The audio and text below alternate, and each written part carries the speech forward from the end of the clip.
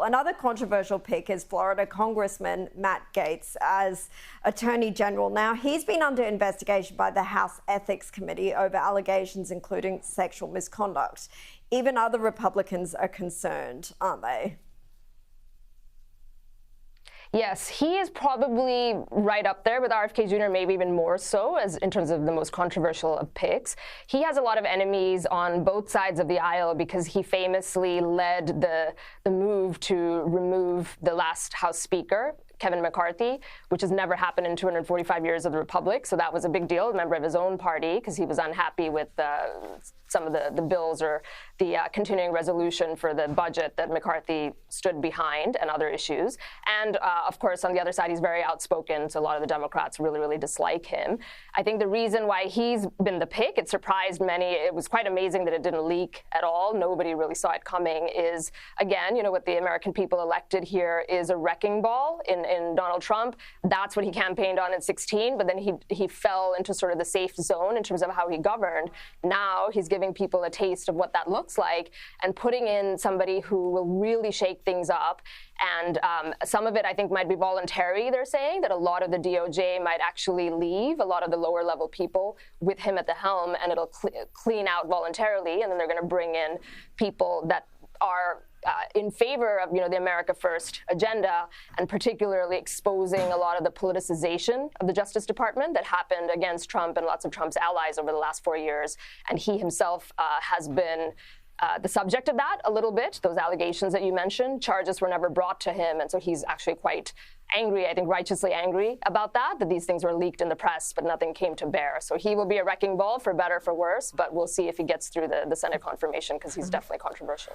I think there'll be a few wrecking balls among that new administration. But we've also seen former soldier turned Fox News host Pete Hegseth. Maybe he's one of them. He's been named as Defense Secretary, and former Trump adversary Marco Rubio named Secretary of State, and former Democrat Tulsi Gabbard as Director of National Intelligence. What did these appointments tell you about the forthcoming administration?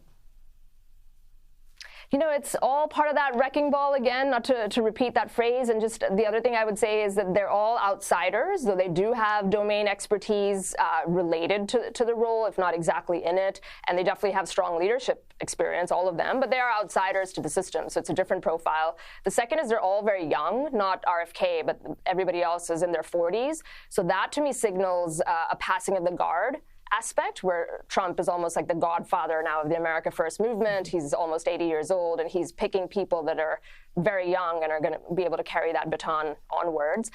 And then also the third thing is that these folks are outsiders, and back to that America First mantra with these two, especially with Tulsi Gabbard and Pete Hegseth, is they are both anti-war.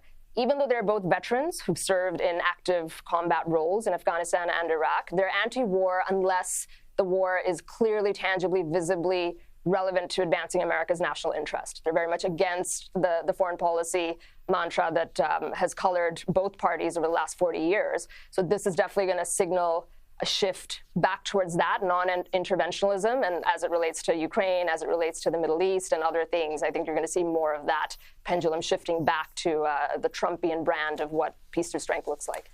Yeah, well, they've experienced, I guess, the horrors of the war. Now, very quickly, there were a flurry of celebrities promising to leave the US if Trump was voted back in. And while many have walked that back, some have made good on the promise. And one of those is actress Eva Longoria, who's left LA to split her time between Mexico and Spain. Kosha, do you think we're going to see more of these evacuations, or was this just talk for most of them?